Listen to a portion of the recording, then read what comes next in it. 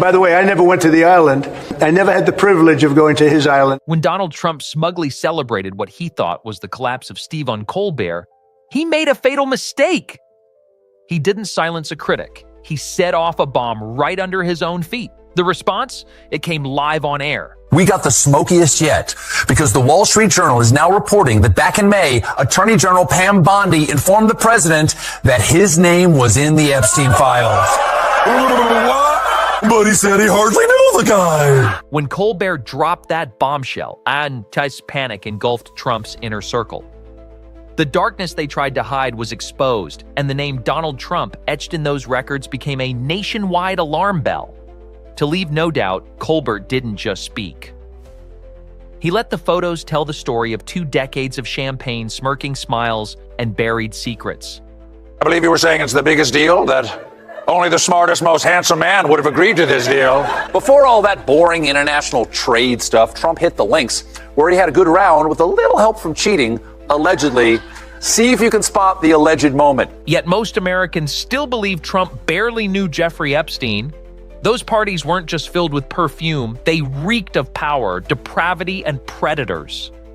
The cover-up grew even more blatant when accomplice Ghislaine Maxwell, after being sentenced to 20 years, had a completely normal meeting with Trump's personal lawyer. Personal defense attorney during the Stormy Daniels trial to interview Epstein's convicted co-conspirator and Trump's double date partner, Ghislaine Maxwell. We don't know what happened during this meeting. After the second meeting, Maxwell was seen carrying this box. Nothing suspicious about that. I'm sure they give all convicted sex traffickers with a decades-long connection to Donald Trump a box. She got a box. A cardboard box passed around in federal prison, a secret meeting. All of this happened while Trump's many aliases appeared in Epstein's files. Donald John Trump, the Donald, Big Daddy, and even micro-penis DJT. It revealed a bigger truth. Trump's promise to release the records was just another scam in his endless web of lies. During his presidential campaign, Donald Trump said very clearly that he would release the Epstein files. Do it. Do what you promised the American people you would do. But power doesn't get exposed without retaliation. And so, when Colbert dared to call the $16 million CBS Paramount paid Trump a sweet bribe, the consequences came immediately. This wasn't a business decision. It was a political intimidation tactic, a show of force. CBS itself said that the litigation was absolutely baseless. Now, why was it baseless? Because CBS has a right to edit their interviews of someone the way they choose, and some disgruntled other candidate can't complain about an editorial decision made with respect to someone else's interview. So there was no basis for this litigation. And if that's the case, then why did CBS settle? And in that settlement, why did CBS agree to pay Donald Trump $16 million for a baseless lawsuit wasn't a settlement. It was hush money. That's the price a media corporation is willing to pay to clear the way for their $8 billion deal. Truth, journalistic ethics, and the voice of one of America's most beloved hosts were all deemed worthless. Stephen Colbert, with bitter sarcasm, commented on his own departure. Trump's FCC approved the Paramount Skydance merger following the $16 million Trump settlement and Colbert's cancellation. I'm canceled? What? And I'm being told I already knew that, but I spent the weekend huffing airplane glue? The excuse for this action, as usual, was financial. But who cancels their top-rated show? So is there any merit to CBS' claim that this is purely financial?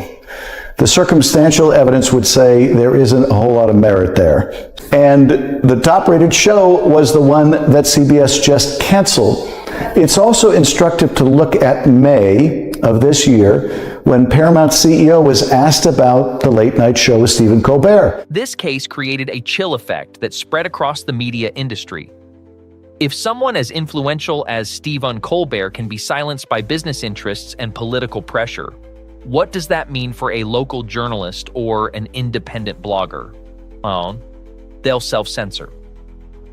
They won't dare investigate the powerful, fearing their careers will be threatened by the interests of corporate bosses. Americans are now provided with a daily menu of censored information by the government, ensuring the safety of the economic and political elites. The attack on the media didn't stop at CBS. It was a systematic campaign.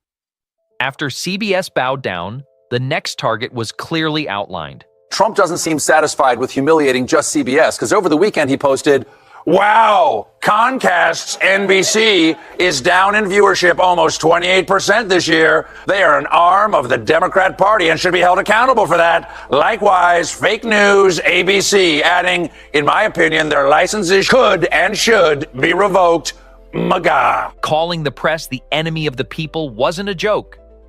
It was a deliberate strategy to undermine trust, creating a reality where only the leader's words are the truth. And CBS's actions only confirmed that this strategy had succeeded. Democracy now only exists in name, becoming a playground for tycoons and politicians to manipulate.